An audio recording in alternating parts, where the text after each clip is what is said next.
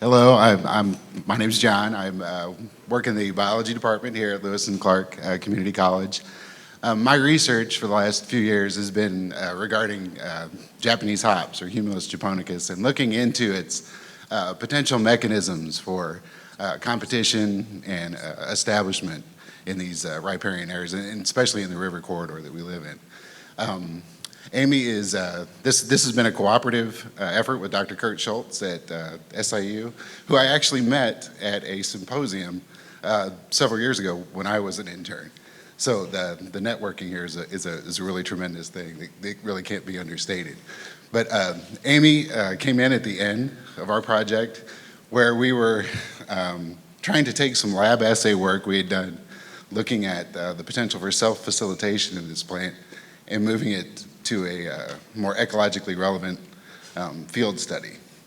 So I'm going to leave it at that and let Amy get on with her talk. Good morning, everyone. Like Jon said, my name is Amy Yates, and my summer project was on the self-facilitation of the riparian invader Humulus japonicus, commonly known as Japanese hops. Japanese hops is native to Eastern Asia, primarily throughout China and Japan, but it can also be located in Taiwan and the Koreas. It was introduced into the Northeast United States in the mid-19th century, and it was used for Asian medicinal tonics and also to be sold as an ornamental vine. Where there are large populations along the East Coast, it can be found as far west as Kansas and Nebraska in the United States and as far north as Canada. It is a riparian species. That means it thrives in the moist soils of the riverbanks and floodplains. However, it does do very well along forest edges, roadsides, ditches, and in old fields. It does well in sandy soil as well as clay-dense soil in disturbed and non-disturbed areas. Japanese hops is a dioecious plant, meaning it has male and female flowers on separate stems. The plant flowers in mid to late summer. The female plants have a purplish flower that produce the seed pod or the hop. It is similar to the hop that is used to produce beer, but it does not have the same bitter acids. The male has a long flowery staminate that protrudes out to further disperse the pollen. And the seeds can stay viable for several years. Lab assays have germinated seeds that have been up to 4 years old. Unlike normal viney type plants, they do not have tendrils to use for climbing. Instead, they have small barbed hairs that allow for climbing and support of other plants and objects around them, causing dense blankets of vegetation along the ground and outshading other plants. Jon's previous work observed that these were often found in large monocultures, and he thought that maybe that had some kind, that it used an allelopathy for a mechanism for invasion. He did foliar extractions in a lab assay that showed significant delay in the target species after he came up with a germination protocol for the seeds themselves. He also did soil extractions for a lab assay to test the facilitation of the hops plants themselves. And those did germinate faster and at a higher rate than the ones in the control soil. So that showed that there was proof for a need to do a field experiment to test the ecological relevance of it. Our objectives of this project were to determine if Japanese hops facilitates its own germination as well as promoting its own growth. To do this, we located 3 sites on the SIU campus that had Japanese hops present, along with 3 sites just adjacent, either parallel or elevationally just above them, that were used as control soil. We then analyzed the soil by testing for organic matter, pH balance, and texture analysis. We did this to ensure that the control sites as well as the conditioned soil were comparable.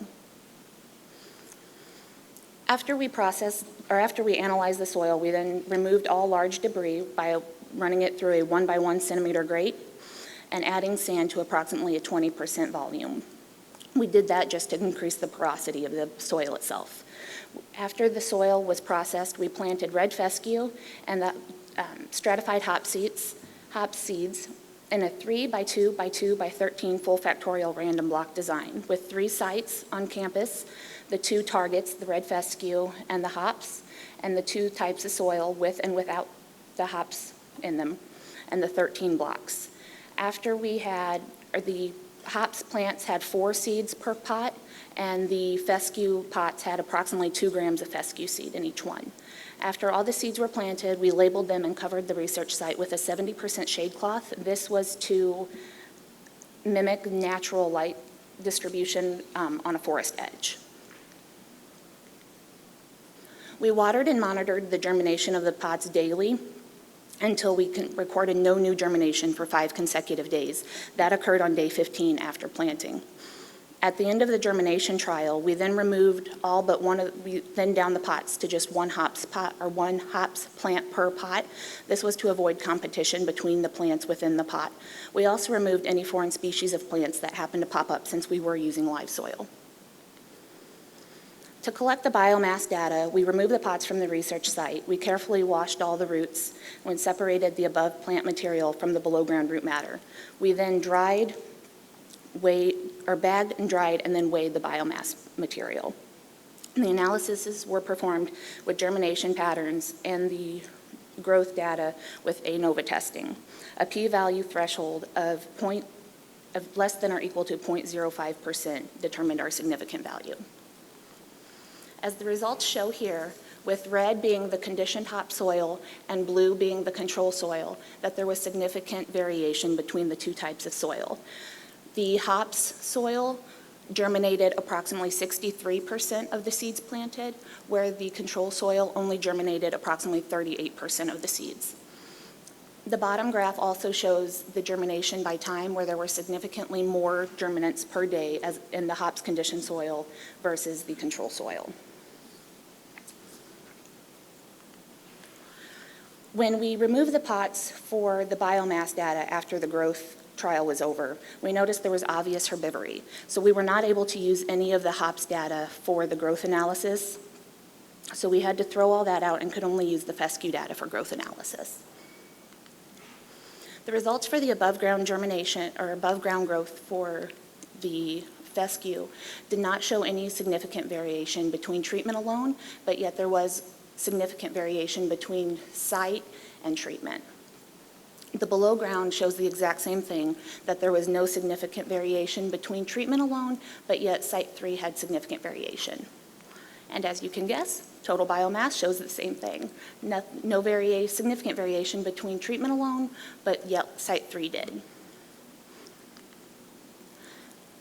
From this data, we were able to conclude that our hypothesis was partially supported, that the germination of hops was greater in that of the hops conditioned soil, and that concurred with the lab assay that was conducted in 2015.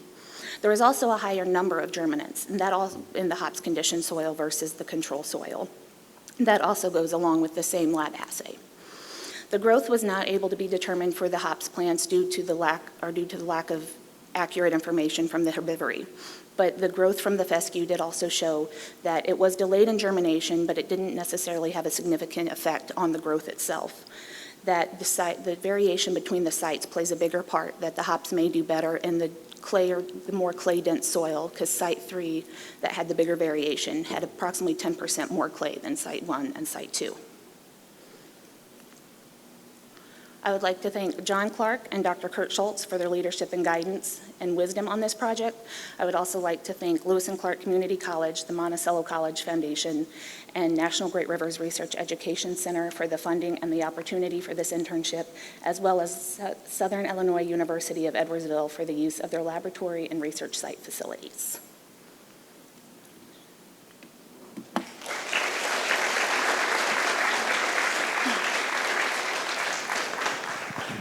All right, who has a question for Amy? Oh. Thank you for making your way to the microphone. Thank you. Were you able to identify who was actually preying on your plants? We were not. There were the low-lying dense spider webs that showed that there was some kind of insect there, but we never saw the insects themselves. Okay, Just that's what I was lots of the wondering same if it type of was. spider. That's what I was wondering, if it was insects or if it was something mammalian or something else that was getting to them. So. No, it was some kind. We know it was some kind of insect, but we just weren't sure which kind. Okay. Any speculation as to whether or not that particular insect might be used for some future control work? We were talking about that, and I don't know. I'm trying to talk into another project. Any other questions for Amy? All right. Thank you.